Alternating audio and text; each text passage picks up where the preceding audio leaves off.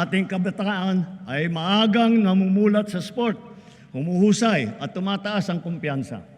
Sumusunod sila sa yapak ng ating mga kampyon at world-class na athlete tulad ni Senator Manny Pacquiao, ni Heidelin Diaz, ni Kaloy Yulo, Ira Villegas, Nesty Petesio, EJ Obiena, Alex Ayala, ang Paralympian natin na sina Gerald Mangliwan, Sandy Asusano, Angel May Otom, at Ernie Gawilan.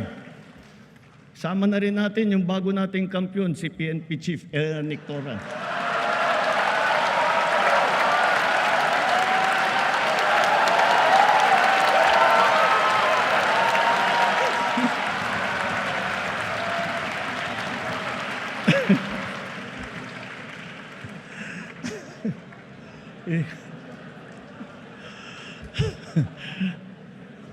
Gulat si Chief PNP.